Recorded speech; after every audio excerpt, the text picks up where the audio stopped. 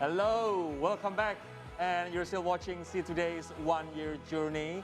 And our founding father, Sukarno, once said, "Give me 10 youth and I will shake the world." And his word still ring true to this day, as the young are central to national development. And tonight, See Today will talk to three members of the youth with their worldwide achievement. First, we have Toko Wahab, founder William Sunito, and who was recently awarded one of the most influential young person under 30 according to Forbes magazine. Hello, William. Thanks for coming. Hi, thanks for inviting me. Finally, we see in person, William. Yes. Nice to have you here in our studio in our anniversary celebration. And while we're on the subject of Forbes 30 under 30, I have another listee. Faye Simanjuntak in Washington, D.C., the United States. Faye here is the founder of Rumah Faye, a non-profit organization that works to free Indonesian children trafficking, violence, and exploitation. Hi, Faye. How are you doing? Hi, Ka. Hi. I'm doing well. How are you? believe it's very early in Washington, D.C. right now. Okay. Not too bad. 8:20. Not too bad. Okay, and last but not least, Astrazeneca vaccine researcher Indra Prudiancia joining us from Oxford, the United Kingdom. Hello, Indra. How are you? Hi, I'm doing well, thank you. How are you too? I'm great, thank you. Thanks for being right here on the See Today. All right. So my first question It's is my pleasure, actually. actually. My first question is actually for William. William, you saw that massive potential in, 2015 supply cake and also bread ingredients, which are rare in this country. And you also prioritizing supplying small businesses and also low-cost suppliers. What is the reason actually behind that? Why are you focusing yourself into MSMEs? Okay, actually, early on, I'm focusing on helping how can I help the economy of Indonesia, right?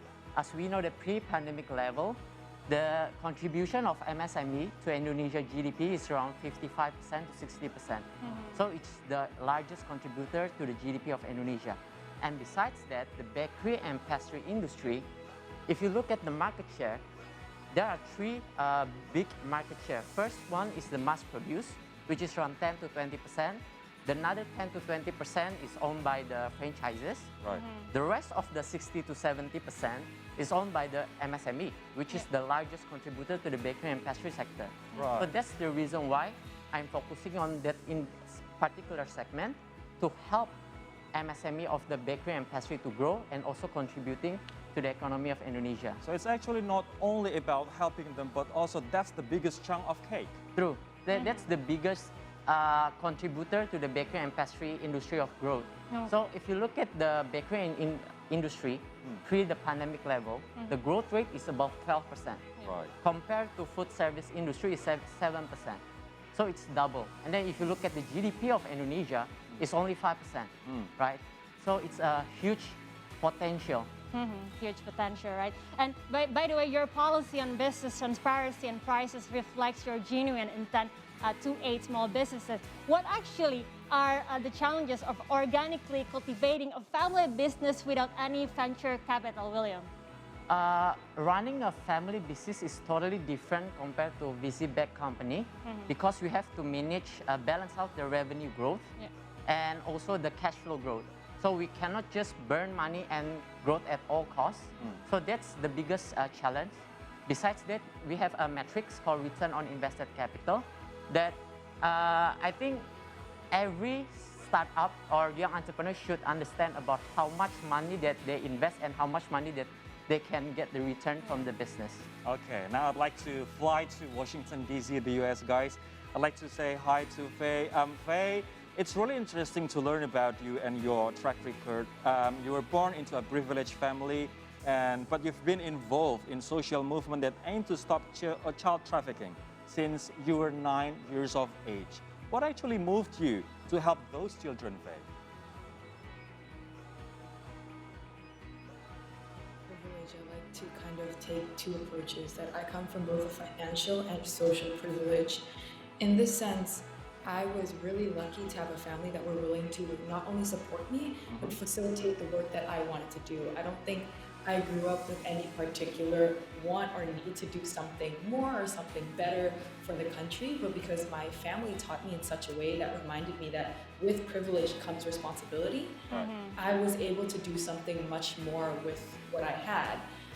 It's weird because when I get this kind of question, why did you start Rumafe, what initiated it, I really struggle with answering it because I think at the end of the day, it was common sense, you know, because idealism is a privilege. But with privilege, idealism is a responsibility. And with my privilege, I do believe that I have some sort of responsibility to give back in any way I can. And the way that maybe pulled towards me, not only pulled towards me, but also I felt most equipped to do something for, was in anti-trafficking work.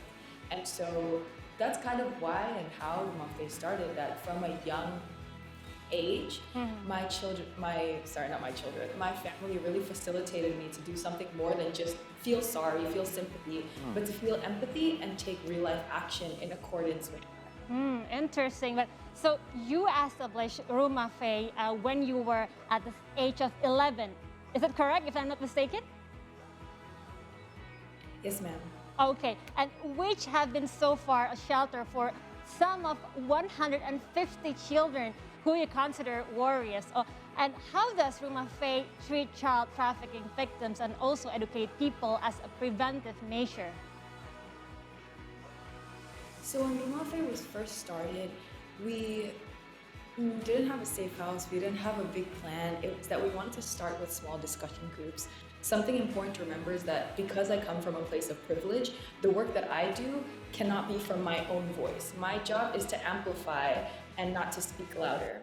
And so what Rumafe does is empower grassroots communities that are already doing amazing, amazing things. Because no matter what, I'm a woman, I'm an Indonesian, I'm a Bataknese, but I still don't have the same experiences as the people that we serve. And that means that a crucial, essential part of the work that we do is collaboration. It's realizing that we're here to facilitate, not to speak over, not to speak for, but to speak with. Or even better, to not even speak at all and to amplify the voices.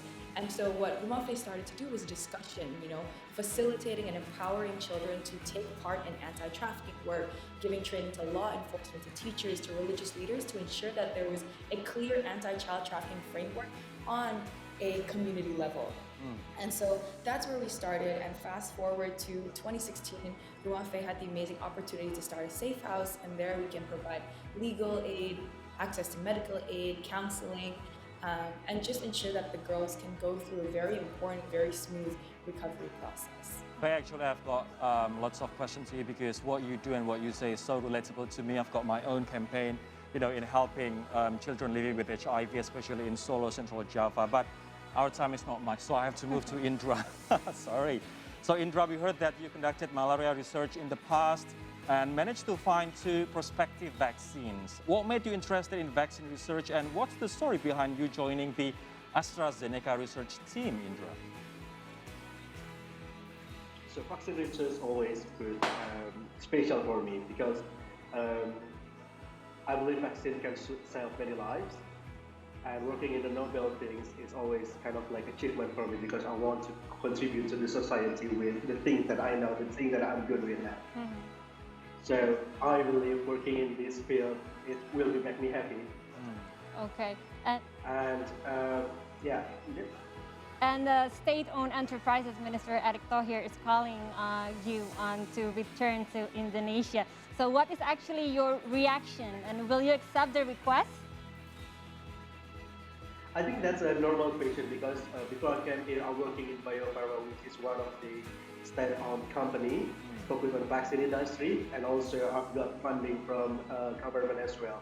So that's a normal question to be asked. And of course, because I still have responsibility in Indonesia, I'm happy to come back to Indonesia. However, develop a vaccine is like raising a child. It takes a village to raise a child. Therefore, finding a good collaboration is important too. Therefore, here I'm trying to build a networking. So when I come back to Indonesia, I could have a good partner to develop vaccine in Indonesia as well. Wow, that's a noble plan, noble goal of Indra. So this is going to be my last question for the 3 of you guys. I'd like to start with William. What does Indonesia mean to you, and how can the youth achieve their contribution in the future for the nation, Will? For me, Indonesia, it's really important for me because, of course, I born in Indonesia. But besides that, I believe Indonesia opened up a huge opportunity for younger generation, young entrepreneur like me, because we have a bonus demography. Besides that, there are a lot of old industry that can be disrupted by the younger generation by using technology and new business model. Yeah. So it's a huge opportunity. But when you ask me how the younger generation can contribute to the economy of Indonesia, I think they need to invest first on education, which is their self, right? By having smarter citizens, we can open up new business, open up new employment, job for people that reinvest in the economy. So in that way, the GDP per capita can increase, people can consume more. So invest in yourself first, True. through Yeah. education, Education. through True. upskilling. True. So that's the only way for the economy to grow. Okay. Because economy, it's all about GDP output, Okay. right? Invest in physical things such as toll roads, infrastructure, but also the human capital. Okay. So Okay. So those two things are very, very important. thank you. Okay. And next to the U.S., please, Faye. I guess, you know, growing up in a military family, Indonesia means a lot to me. I grew up singing Baret Merah Jiwa Hamba, which is, you know, red beret, Yeah. soul of my soul, something like that. Just essentially, that Indonesia means a lot to me. And I think my message, I guess, to the youth, there's two. One is a more real life action, which is to invest like Kak William said earlier.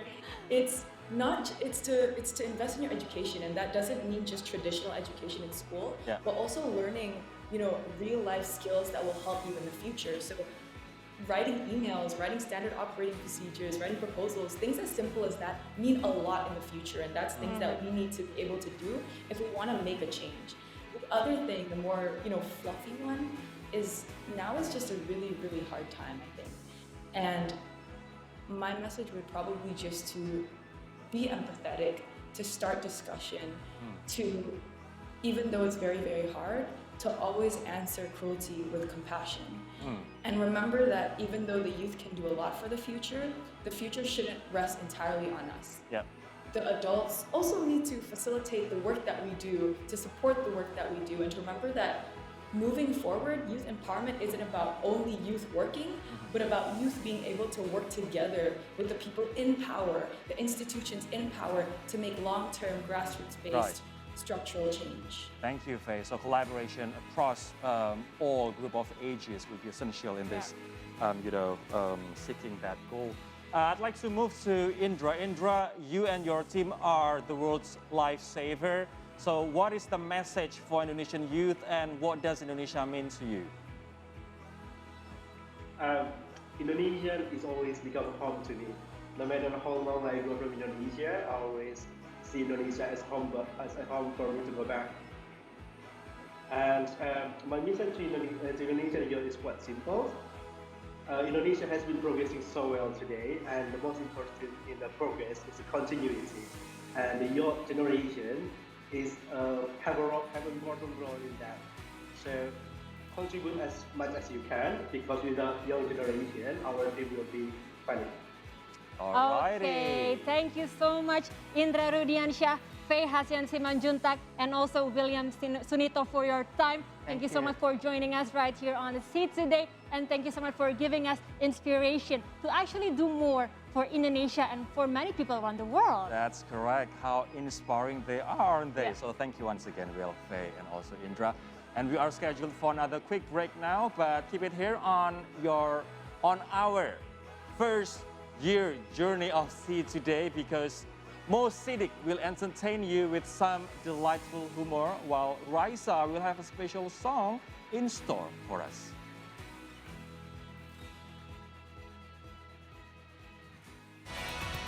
Coming up next, seeing Southeast Asia through comedy.